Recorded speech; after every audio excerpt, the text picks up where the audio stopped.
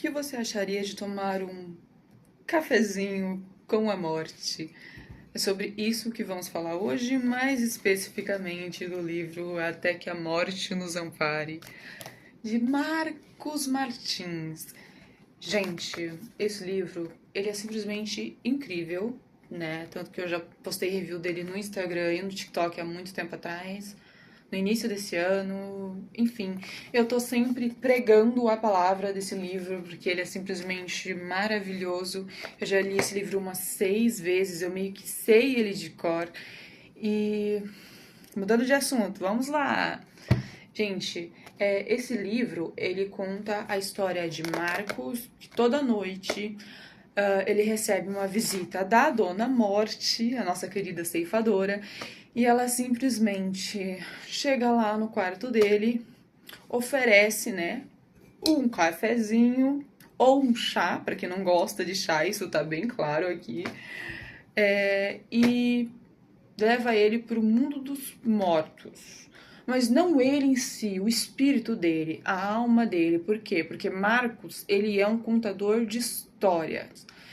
Então, meio que a morte leva Marcos para esse mundo dos mortos, mas não é o céu e não é o inferno, é meio que o purgatório ali de pessoas que acabaram no meio de tudo isso, sabe? Que ficaram ali no meio termo.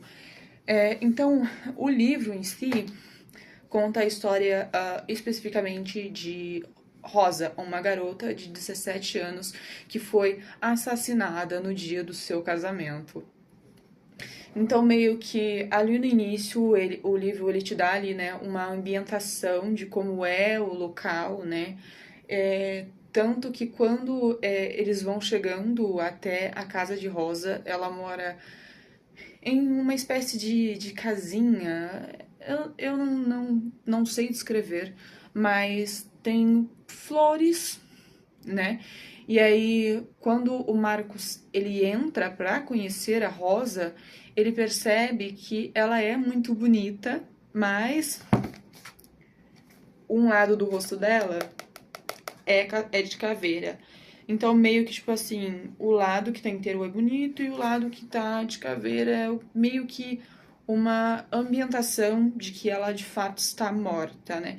Então, meio que a Rosa começa a contar a história de vida dela para Marcos e Marcos, ele, né, ele se vê ali muito curioso pela história de Rosa e ele se vê, tipo, em um apego muito grande sobre a história dela, com ela também, porque a Rosa, ela é totalmente simpática, ela é muito gentil, de certa forma, mas também ele percebe uma melancolia, né, uma sombra em Rosa, né, uma tristeza de certo modo. Eu estou falando uma interpretação minha, né, uma maneira que eu interpretei, então talvez você possa ler e interpretar de outra maneira, mas essa foi a minha. Então ele percebe, né, essa sombra, essa tristeza, essa melancolia que Rosa carrega, e aí ele vai mais a fundo para tentar descobrir quem matou Rosa, quem assassinou Rosa. Então ele começa ali, né, a se aprofundar na história de Rosa, tanto que ele volta para o passado de Rosa, né, para se habituar ali sobre a vida dela.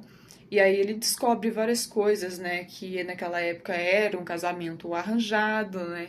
Então ela era apaixonada por outra pessoa, mas ela meio que foi obrigada a casar com outro cara por conta da família dela.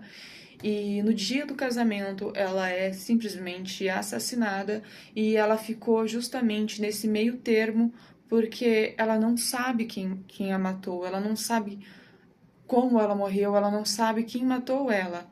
Então, o livro meio que conta de uma maneira um pouco melancólica, sombria e poética, né?